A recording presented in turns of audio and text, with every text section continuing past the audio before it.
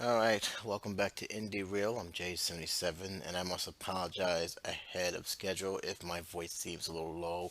It is, after all, 5 in the morning, and people have yet to wake up. But I felt the need to talk about a movie that I consider to be Johnny Depp's best film in a very long time. This is probably a film that I really am stunned that hasn't been talked a lot in the Academy Awards or any award show for that matter. That's how good this movie is.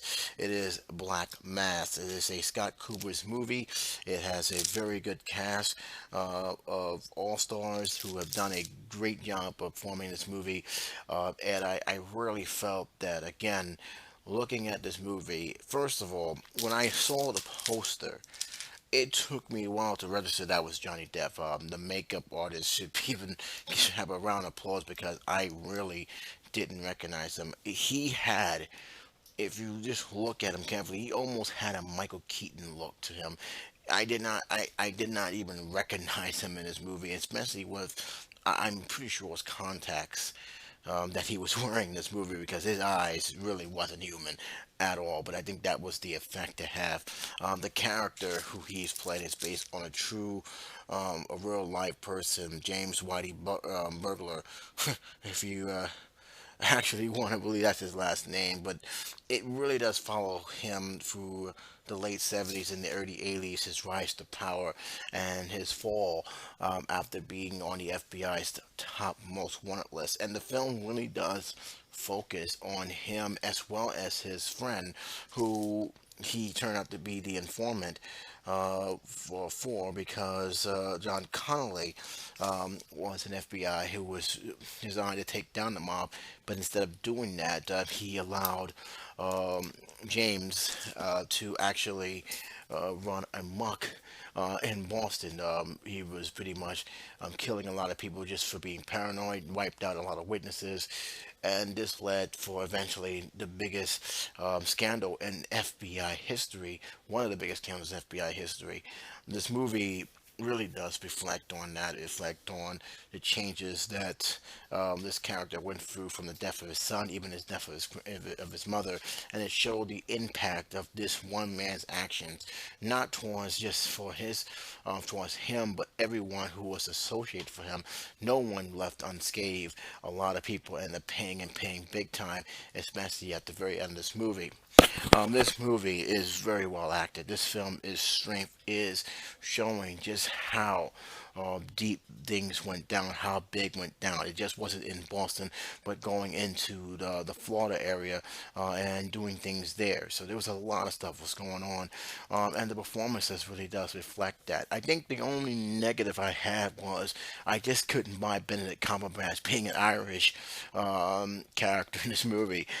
He tried it, but that British accent still ended up coming out in the end. But he didn't do a bad job. I just think the accent just wasn't there. And Kevin Bacon, who I'm very happy he's playing a lot of roles like this. I think he's been slowly returning to the major circuit.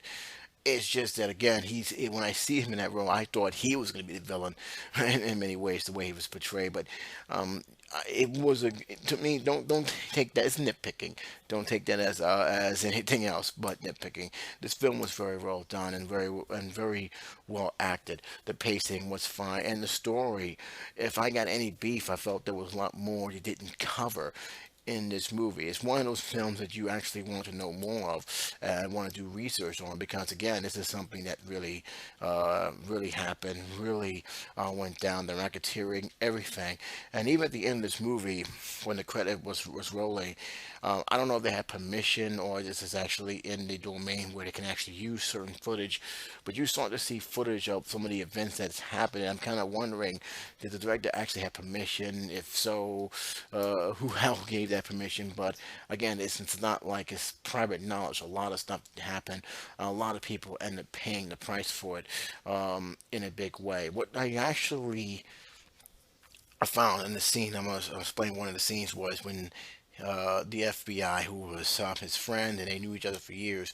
When he was sitting at the dinner table, his wife was telling him, "You're changing, and you're not changing for the good."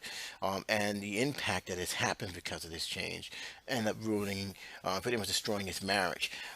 He ended up hurting his friend who stuck with him, but ended up hurting his career. In the end, and it ended up coming back to haunt him as well.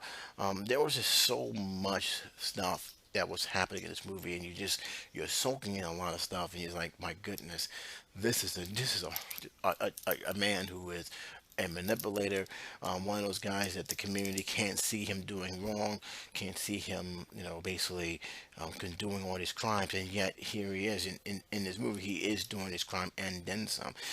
He is a very cold-blooded killer, and the fact that he was able to use the FBI for so long is mind-boggling. Mind-boggling to the point where it's just like, wow, the FBI didn't caught on that they was being used and being punked by this figure, but that was the whole thing. This movie really did a good job on doing this. And out of all true story films I've seen this year, this was the best one. I felt this was more of a strong impact than Joy was when I saw it. But this is what it is, and this is what I felt of this movie. And what star I would give this movie? A 4-star salute. This was a great movie, one of the best indie films that probably will not get a massive amount of attention, which is kind of sad because this is a film that definitely deserves that performance. Johnny Depp, hands down, uh, owns this film. This is his film, and I just, it boggles me. It really does boggles me why he doesn't play these roles more often. He is such a good actor, and it kills me that he's reduced himself to these gothic roles. Not to say that he's bad in it, not to say that he brings his own twist to it. But you're kind of wondering, it just wears thin after a while. Jack Sparrow is a perfect example. Him playing whatever the hell the Lone Ranger was. Seeing him in this film really reminds me and reminds a lot of his fans why he's considered one of the best in the business. And I'm hoping that with this film and he will start picking more of these serious roles in the future because he is a great actor who should be looking for great scripts out there that's out there waiting for him. I feel there's a lot of scripts waiting for him. So that's all I got to say about this movie. It's a 4-star film. And I say it, if you've seen it, if you get a chance to see this film, see it.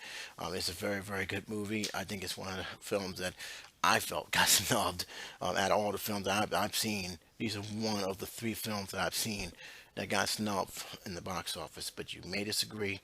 I'd like to hear your opinion. I'd like to hear what you have to say. Until next time, it's J77 saying take care, be safe. I'll talk to you soon. Bye bye.